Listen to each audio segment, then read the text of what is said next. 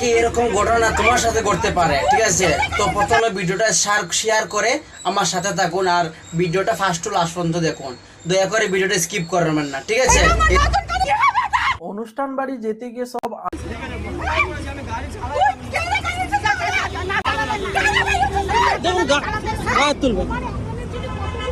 বলছি বৌদি, আপনি আপনার গায়ের জোরটা দেখিয়ে দিলেন পাবলিকের সামনে। ওয়াও বৌদি, তোমাকে কি বলবো, তোমাকে আমার তরফ থেকে স্বাগতম জানানোর খুবই প্রয়োজন আমার মনে হয়।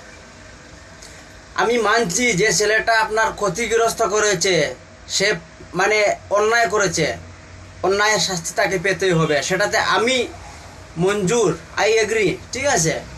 তবে তুমি যে পাবলিকের সামনে তাকে থাপ্পড় মারবে, তার গলা চেপে ধরবে, সেটা তো তোমার পক্ষে অন্যায় হয় বৌদি। তবে বৌদি, এটাই আমি জানতে চাচ্ছি তোমার কাছে, ওর জীবন থেকে তোমার গাড়ির মূল্যটা বেশি না ওর জীবনটা বেশি? কোনটার মূল্য বেশি সেটা আমি জানতে চাই, বা জানতে ইচ্ছুক হচ্ছে আমার।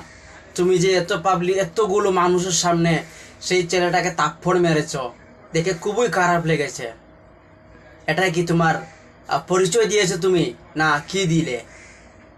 আজকে তুমি সেই কথাটা ভাবতে পারতেন যে আজকে এটা অ্যাক্সিডেন্ট হয়েছে, ছেলেটার কিছু হয়েছে বা কীরকম কী হয়েছে, সেটা তো আপনার বোঝার খুবই প্রয়োজন ছিল।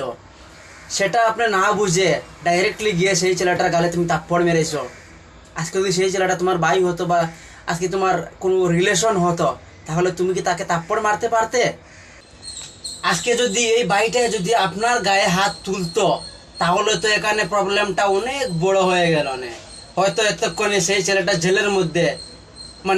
জেলের মধ্যে ঢুকানো হতো সেই ছেলেটাকে, ঠিক আছে?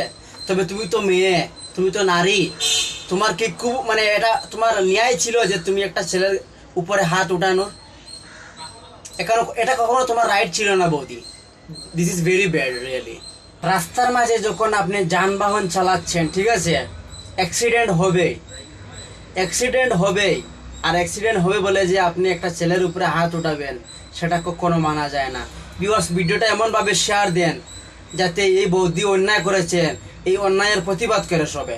এটাই আমার রিকোয়েস্ট ভিউয়ার্স আপনাদের সবের কাছে। এই ভিডিওটা দেখে আমি আর বসে থাকতে পারলাম না, খুবই খারাপ লেগেছে এই ভিডিওটা আমার দেখে। তো ভিউয়ার্স, ভালো থাকুন, দেখা হবে আর নতুন কোনো ব্লগে।